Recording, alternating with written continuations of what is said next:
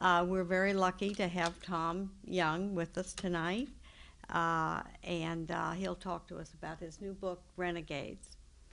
Um, Before continuing, though, I'd like to ask you to turn off any phones, pagers, anything that goes beep in the night, whatever. And I'd like to tell you that there will be another book wrap on September 19th with Jeffrey Toobin. And he's going to talk about his book, The Oath, the Obama White House versus the Supreme Court. So you might want to mark that down. There is a sign-up sheet outside if you would like to leave us your email, and we can notify you of any more events coming up.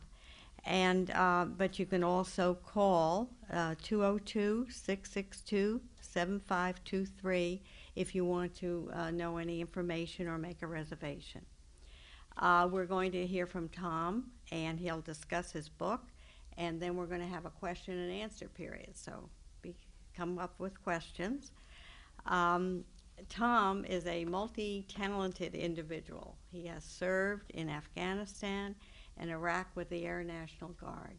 And he's flown combat missions to Bosnia, Kosovo, and additional missions to Latin America, the Horn of Africa, and the Far East. So he's well-traveled in his voyages.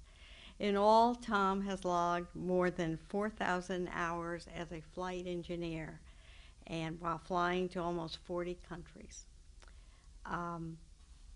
All of this experience has provided him with a rich background to write these novels. And he's written 3 novels alone that have been set in the Afghan war.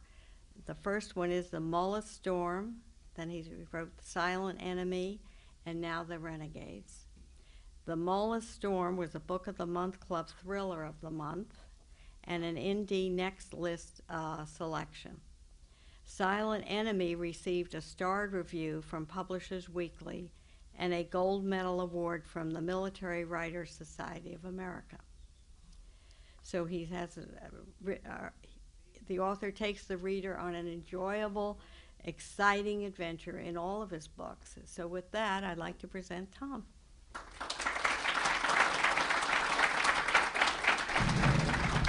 Well, Carolyn, thanks so much for that kind introduction. The chair looks comfortable, but I think I'll stand so folks over here can see. Thanks so much for those kind words, and I'd also like to thank the Press Club's Book and Author Committee for this opportunity. This is quite an honor. I certainly appreciate this. Before I forget, I'd like to remind everyone that after we're finished here, you're all invited to a reception upstairs in the club's McClendon Room. If you're not familiar with the club, the McClendon Room is on this side of the Reliable Source bar area. You kind of have to take a dog leg through the kitchen, but I've arranged for us to have some wine and hors d'oeuvres up there. So if your time permits, please don't rush off, stick around, and we'll visit for a while. And thanks to all of you for coming out. I certainly appreciate your time and your interest in my novels. To begin with, of course, I'll talk a little bit about the new novel, The Renegades, and the background that led me to write it. And of course, at the end, I'll open it up for questions. But even before I do that, at any point, feel free to jump in with a question or an observation. I like to keep these things very casual and informal. This is a chat and a social visit. It's not a lecture, so feel free to jump in at any time. The Renegades is the third in my series of military thrillers. The series began in 2010 with a novel called The Mullah Storm. In that novel, my 2 main characters, Air Force flyer Michael Parson and Army interpreter Sophia Gold, met for the first time. They were shot down in the midst of a strong winter storm while transporting a high-value Taliban detainee. They managed to survive, to see each other through, and they developed tremendous respect for each other and a strong working relationship. The series continued in 2011 with a novel titled Silent Enemy, and now we have the newest novel, The Renegades. In its opening chapter, Parson again finds himself in Afghanistan. He's beginning a year-long tour as an advisor to the Afghan Air Force. I like to think that my characters are not cartoon superheroes, that they're based on composites of real-life people. In fact, the inspiration for putting Parson in that job came from a buddy of mine, a squadron mate, who spent a year as an advisor to the Afghan Air Force. He came home filled with admiration for the young Afghans who were signing up for their Air Force and trying to work to bring about a better future for their country at great risk to themselves. Now, the job of creating a new Air Force from scratch would be a monumental task under good conditions with unlimited money. You can imagine how difficult it is for the Afghans who are trying to build a new Air Force, build up their security forces under the constraints and problems that they have to deal with. And oh, by the way, they have to fight a war with these forces as they're still forming them. That's real world. That's what's going on in Afghanistan now. It's what my squadron mate had to deal with, and within the context of the novel, that's what Parson has to deal with as well. For Parson, it gets worse. As he begins his tour, a major earthquake devastates northern Afghanistan. Sadly, this is something that could come out of the headlines because Afghanistan is earthquake prone. So now Parson and his Afghan flyers have a triple challenge. They have to build this new Air Force, they have to fight a war with it, and now they have a humanitarian crisis on their hands. There are injured people who need treatment. There are refugees who need to be moved around. There are relief supplies and relief workers coming into the country, and they need to be taken out to the villages where they can do some good. And almost all of this has to go by helicopter because of the lack of roads in Afghanistan. Now, Parson does not have to teach these guys to fly helicopters. By the time he works with them, they already know how to do that. In fact, Parson is not a helicopter pilot himself. Just like my friend, he is a career fixed-wing airlift pilot. It's more his job to teach them things like how you run a squadron, how you maintain professional standards of currency and proficiency, how you maintain training standards, how you maintain maintenance standards, those kinds of things. In a job like that, you would not necessarily do a lot of flying yourself, but in the wake of the earthquake, Parson does find himself flying a lot as observer and a mentor to his Afghan crews. What makes matters a lot worse is that a violent Taliban splinter group called Black Crescent begins to take advantage of the situation. They forbid the population to accept outside aid. They begin to shoot rescue workers and shoot down helicopters. And what is even worse than that, they use the chaos as cover to recruit, to forcibly recruit child soldiers, and in some cases even child suicide bombers. Sadly, all of that is out of the real world. The Taliban has been known to do all of that. As Parson deals with this challenge, he sends for his old friend, Sergeant Major Sophia Gold. Gold is a Pashto linguist and translator. Pashto is one of the main languages of Afghanistan, and of course her communication skills are invaluable to him as he works with Afghan flyers and any of the other Afghans at large that he deals with. At this point, I won't throw out any more spoilers than that, but what I will do is I'll talk a little bit about how The Renegades differs from my previous novels. The Mullah Storm and Silent Enemy were both journey stories. Now, the tale of a journey is a classic plot archetype for how one tells an epic story. It goes all the way back to Homer and probably a lot farther back than that. And as you can probably tell, I like journey stories a lot. But it's not the only way to tell an adventure story. Scholars will tell you that there is some finite number of plots out there for epic adventures.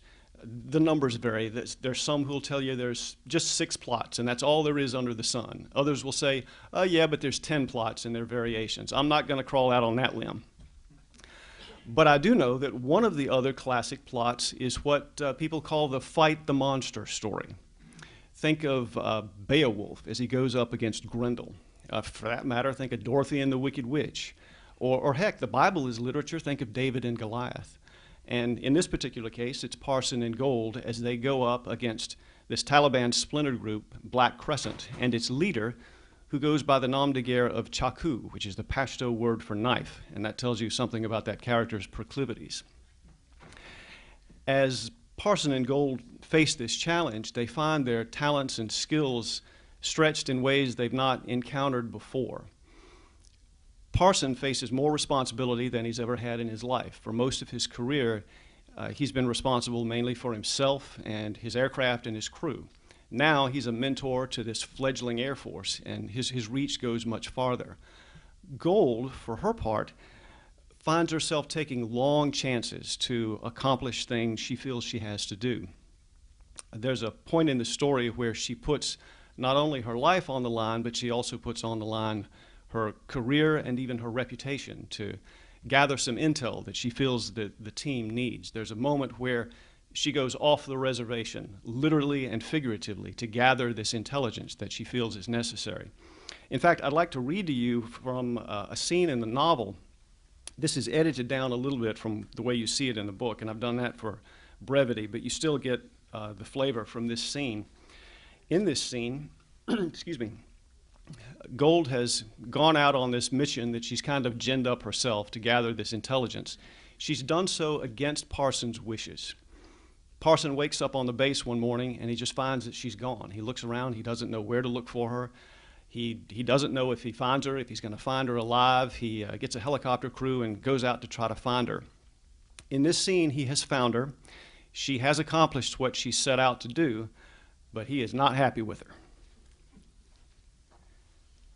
At the village, Gold opened the driver's door of the Humvee and sat behind the wheel. Parson took the passenger seat and did not speak. She wished he'd say something, but he only removed his headset, placed it on the floor, and looked through the windshield. Finally, Parson spoke. "I'm sending you home," he said. That didn't surprise her. He probably meant it, too. She'd never known him to say anything just for effect. Gold waited before responding to give him a chance to get out whatever else he had to say. "I can't have you making up your own missions," he said, "especially suicide missions." Gold paused for a moment. Then she said, "I didn't get myself killed. Not for lack of trying." Several minutes passed in silence. Gold drove as fast as the rutted road would allow, which was only about 40. "All right," Parson said. "What did you find out? Where the Black Crescent leader might be hiding?" Parson let his right hand, holding the radio, drop to his lap. He gaped at her wordlessly. His reaction relieved Gold a bit. At least he seemed to believe her. She knew she'd probably damaged her credibility with him by going on this mission at all. With no recording, no documents, not even handwritten notes, Gold had only her reputation to back up the intel she'd gathered. Parson looked through his window out over the hills, tightened his lips together like he was already planning. Now he appeared more interested than angry, probably the best thing Gold could have hoped. She could see his wheels already turning, perhaps imagining a reconnaissance flight. She just wished he'd let her see this thing through to the end. Since she'd managed not to get abducted, an early retirement was probably the worst she could expect. The military did not like to slam recipients of the Silver Star. Gold had set her sights on an academic life after the Army anyway, but she wanted to finish what she'd started. And Parson still needed her, otherwise he wouldn't have sent for her in the first place. "Michael," she said, "I don't know if this intelligence will bring what we want, but I hope I get the chance to help you try." "It might not be up to me," he said. No surprise there. Undoubtedly, he'd reported her missing that morning. A lot of people would know about it by now. "So what do you want me to do?" she asked. "Just press on like normal. If anybody asks, tell them you are gathering intel from a source. That much is true. Let me deal with the rest." No surprise there either. His loyalty again. Sounded like he planned to take some heat for her. "So you'll try to keep me assigned to you?" Parson slid back his seat, put his boot up on the dash. "You got fired," he said, "but then I rehired you. Just don't forget you got fired." He didn't smile when he said that. Gold imagined he was more angry than he let on. She appreciated the respect that implied, and she felt sorry she had tested that respect so sorely. But she'd done what she had to do. Her obligations to the Afghan people ran deeper than military orders. I wrote this novel and the novels that came before it for a couple of reasons. To begin with, I just wanted to create compelling stories that readers would find entertaining. I've always loved reading and writing fiction. I've always wanted to be a novelist. But through these novels, I hope to convey something about the experience of the present-day American serviceman and servicewoman. I hope someone who reads The Renegades and The Mullah Storm and Silent Enemy We'll learn something about the motivation and mindset of people who are raising their right hand and taking that oath of enlistment now at a time when they know they're going into harm's way. An admittedly strange career path led me to write these novels. In civilian life, I have a background as a reporter. I spent 10 years with the broadcast division of the Associated Press here in D.C., and that's part of why we're here at the Press Club. Prior to that, I worked as an anchor and reporter at WDNC Radio in Durham, North Carolina. Parallel to the journalism career, I've spent almost 20 years in the Air National Guard. For most of that time, I flew as a flight engineer on the C-130 Hercules. Have two very dear colleagues with me tonight who I've flown many miles with. And now more recently, I fly as an engineer on the C-5 Galaxy with the West Virginia Air National Guard. As you might imagine, those experiences have provided plenty of grist for the mill. They have informed the writing of these novels, and we'll talk a little bit about that in a minute. But speaking of accumulating experiences, back before I ever knew anything about flying, before I ever joined the military, I got a good tip, should we say, or maybe a forewarning from a terrific old gentleman named Ed Hodges. Ed was a newspaper columnist. For 50 years, Ed wrote for the Durham Morning Herald. And at the time, the Herald-Sun newspapers owned WDNC Radio. So that's how we knew each other. We worked for the same company. But Ed had been a pilot in World War II. He had eventually reached the rank of lieutenant colonel, and he knew I was interested in flying. He knew I was interested in the military. And one day he said to me, "If you fly in the military for long enough, a lot of stuff's going to happen to you." Ed was not lying. Let's just say he had a gift for understatement in both his writing and his day-to-day communication. And certainly those experiences have informed these novels. Now, I'm happy to tell you I've never been shot down, which is what happens to the characters in The Mullis Storm.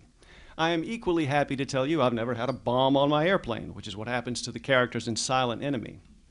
But through all of these novels, there are other things that happen that do come out of my own training and experience, or experiences of people close to me. Just to give you an idea of what it's like to fly the airlift mission in Afghanistan, I'll relate to you the story of one day in particular. It was a day no worse or better than any other day. Nothing horrible happened. But it gives you the flavor of what the mission is like and how it can sort of turn into a matter of overcoming one obstacle after another, including obstacles you may not have anticipated.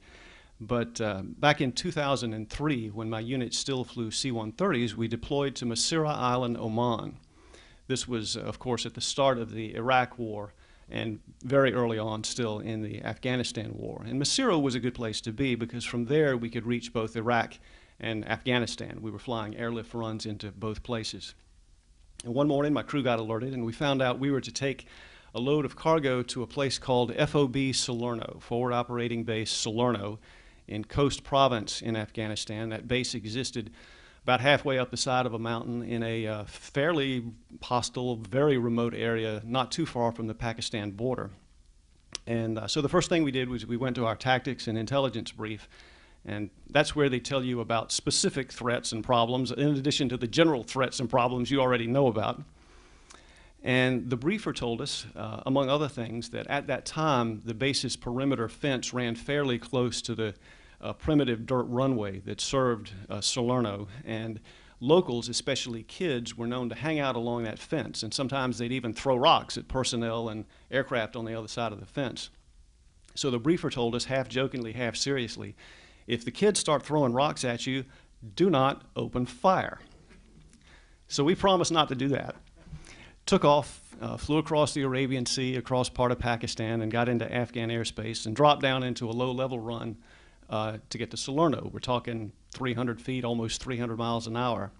As reckless as that may sound to the uninitiated, it can be the safest way to transit a hostile area because it makes you a difficult target for bad guys with shoulder-launched missiles. We were to have been escorted by a pair of A-10 attack jets, but as luck would have it, when we got to the rendezvous point, the A-10s were low on fuel, so they had to go join up with a tanker, so we flew that route right by ourselves. But we were fine, nothing happened, and we got to Salerno and did what we call an assault landing, which is basically slam dunking the airplane onto this dirt runway. Made the assault landing, the pilot rips the throttles back into reverse pitch, and dust just envelops the airplane. Got stopped, turned around, taxied to the end of the runway, and there were people along the edge of along the fence line. I didn't see any rocks thrown. And we did an engine run and offload, got rid of our cargo, and then we picked up some outbound cargo and troops who were rotating home. And we were to take that cargo and those troops to Kandahar. There, the troops would catch a passenger jet to continue their journey home via Europe, and we go back to Masira. In hindsight, we suspected some of the outbound cargo was heavier than reported. Also, our airfield data said that airfield was supposed to be 4,000 feet of packed clay. It was not. It was 4,000 feet of soft dirt and big rocks. And that kind of negated our calculations for takeoff performance, but there we are. Pilot pushes the power up to takeoff power. I check the engine instruments. I tell him power is good. He releases the brakes, and we start down the runway slowly. Barely made acceleration check time. And when we got to the end of that darn runway, we barely got to flying speed. And I know there's folks in the audience tonight who know something about flying, and you know that even on a max effort takeoffs, the end of the runway is not where you're supposed to be when you reach rotation speed. But we made it. We staggered into the air and then started into another low-level run to get to Kandahar. Well, by now it's the middle of the afternoon, and the sun had been beating down on these mountains all day. So thermals were starting to come up off the ground, and it made the air very rough. And I felt so bad for some of those troops in the back because some of them got so airsick they were throwing up in their helmets. And I've often thought it would be interesting to hear their version of this story. Because you know, whatever they had gone through in Afghanistan, it was a heck of a lot worse than anything we experienced. And if one of those guys could be here telling this story now, they'd probably say, and after all that, when they finally let us out of there, those stupid flyboys got us so sick. But we made it to Kandahar safely, shut down there to refuel, let the troops off. I'm sure they must have wanted to kiss the ground.